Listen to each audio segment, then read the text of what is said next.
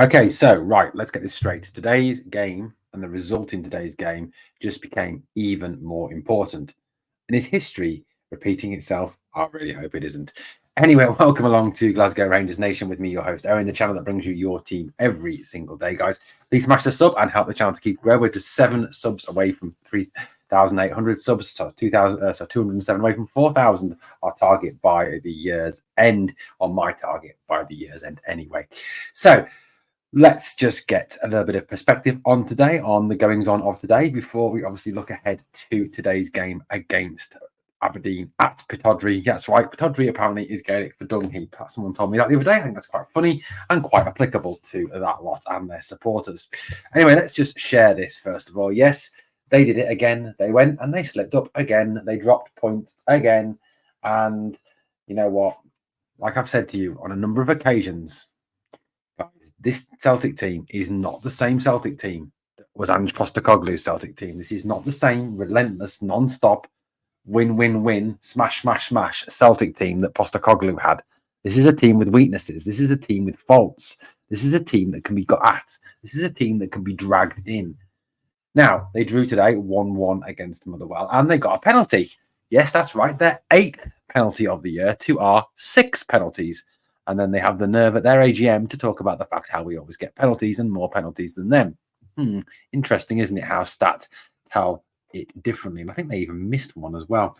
So there we go. A 1-1 draw for that lot from across the city today obviously has put the game today against Aberdeen in even more perspective, made it even more a must win. But think back to last season. Didn't this happen last season? Didn't they slip up against Motherwell at Parkhead last season? And then we went and blew it at Aberdeen. So isn't it even more important today that we don't do that again, that we make sure there is no history repeating itself on our end? History may repeat itself on the other side of Glasgow, but we've got to make sure that history does not repeat itself up in Aberdeen today as we face that bunch of charlatans that are known as Aberdeen. Now, if we have a look at the league, remember we have now got 2 games in hand on them.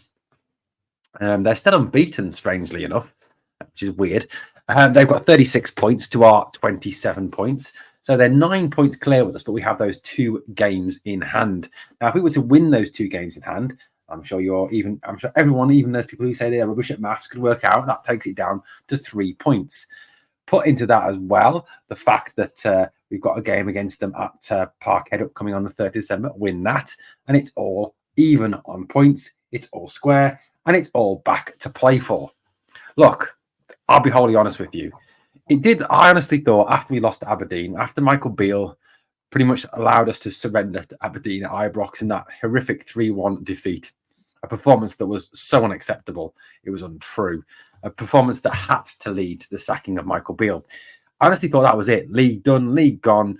Might as well give them the league trophy. You might as well let that lot from across the city have the SPL trophy, and we'll just play for the 2 cup competitions, the 3 cup competitions if you include Europa.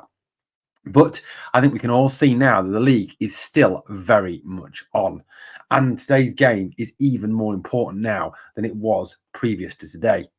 Now, every game is important for Rangers. Let's get this as a fact. Every game is a must-win game. Every game is a game we go out there with the expectation that we can win, whether we're playing Aberdeen, Motherwell, Livingston, that lot from across the city, Sparta Prague, whoever, we have the expectation that we win that game. It is so important today that we go out there and we perform to the maximum of our abilities, that we turn and we play the way that we've been playing in the last few weeks since Philippe Clement took over. We put high press, that we play with a bit more urgency. Now, one of the reasons why we didn't win that last game at Pittodrie, the one where we lost last season 2-0, I think it was, with that fluke Scales goal, who is now playing for Celtic, and obviously the other goal, I think it was Miovski, I think maybe might have scored the one, I'm not sure, I can't remember, I've blanked it out. It was lots and lots of chances weren't taken. We weren't clinical enough in front of goal, something we must put right today, and hopefully with Danilo is on song today, and Seema, and Canwell, and Lawrence, and all those guys, that will hopefully negate that missing of chances. Add into that as well the fact that when we played last year, we were slow, we did some in possession, we didn't show any purpose to our game. That has now been taken away by Clement. There is more of a structure, there is more of a purpose, there is more of a fluidity to this team. And I'm sure under Philippe Clement's expert leadership, he will not allow this team to, rest on its laurels and play that boring, slow football, and will want us to go from the off at Aberdeen. Look, now, Aberdeen are going to be up for this game for a number of reasons. One, we know they're always up for playing us. But I suppose you can say that of all the teams in the SPL when they come to play the Old Firm. Well, sometimes. And also the fact that they lost their last game 6-0. They were humiliated in their last game. Now, as a player, when you get humiliated like that, you're going to be bang up for the next game to prove that you are better than what you showed in that last game. However, it's down to us to go out there today and put the hurt back on them, to put them back under the cosh straight away. If we can get an early goal, put them 1-0 down, it will start to sow those seeds of doubt again. It will start to get them thinking, oh, it's going to happen again. It's going to happen again. And the heads are going to start to go. And that's when we can take advantage of that and really make sure that we go there and put them to the sword.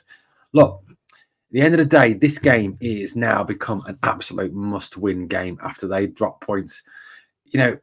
Situation where we can get this lead down again now. By winning today, by beating Aberdeen, by putting Aberdeen to the sword, we can really go and make sure that they start to feel the pressure, something they haven't felt for a number of seasons now. I mean, when was the last time Celtic really felt the pressure of Rangers coming after them? When did they really ever feel us being right behind them, on their tails, coming hard for them? I can't remember the last time they had that. So this is the time that we've got to make sure that we do that today, that we beat them today. Now, in terms of team selection today, it is going to be a tricky one. Obviously, no Raskin, no Jack for definite, but everyone else seems to be fit and available, which presents Philippe Clement with a whole host of options that he can go for. Will Matondo start? I doubt Matondo will start there because of the fact that if you look at his track record, Philippe Clement, he very rarely starts players who've just come back from injury. He usually brings them off the bench. Look at Cantwell, for example. Now, in terms of the team today, what would I choose? How would I line up today? Well, I am on Twitter. I put my team out. I also put the team on the Glasgow Rangers Nation official Facebook group and on Instagram as well. I would go with obviously Jack Butland in goal. I think that's the way forward. A back four of Tavernier, Goldson, Balogun, and I would play Ridvan myself. I think he'll play Barisic, but I would go with Ridvan. I just rate Ridvan a whole lot higher than Borna Barisic. Balogun, I think, has to start because he is probably one of our strongest defenders, and the fact that Connor Goldson looks a lot more secure when he's got Leon Balogun alongside of him. Midfield, I would play Kieran Dowell alongside John Lundstrom. Lundstrom will play because Jack's out, because Raskin's out, so therefore Lundstrom, I think, naturally comes into the team. Dowell I would play because he's able to go box to box. He's got a good range of passing, but he's also, as we saw when he has played this season, got that aggressive tendency. Doesn't shirk a tackle. And now he's fit again. I would give him the option to play, and he has already played minutes previous to today. I would go with 3 then behind the striker. The striker for me has to be Danilo. Please, God, don't start with Civil Dessers. The guy is just average at best. For me, the 3 behind Danilo need to be Seema on the left. You cannot leave Seema out, top scorer. He's proved himself time and time again for us.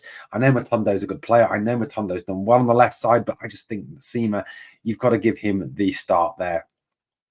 I would put Lawrence in behind Danilo. That's how I'd put there. And I'd put Cantwell to the right, or possibly McCausland. I'm not quite sure yet. Maybe McCausland, and then have Cantwell to come off the bench for impact. That's how we would line up tomorrow. But obviously, we'll have to wait till around about 11 o'clock today to find out how Philippe Clement is choosing to approach this game. But like I said, with the fact that they've dropped points, it's even more important that we win today and keep the pressure on them, that lot from across our city. Well, guys, let me know what you think in the comments down below. We'll be back later with a live podcast, match day preview, match day morning podcast, and we will also be obviously back with the live stream later too. Thank you so much for watching Glasgow Rangers Nation this morning. As always, guys, 2 things on the way out on a match day. Number 1, smash the like, and number 2, remember always, we are the people.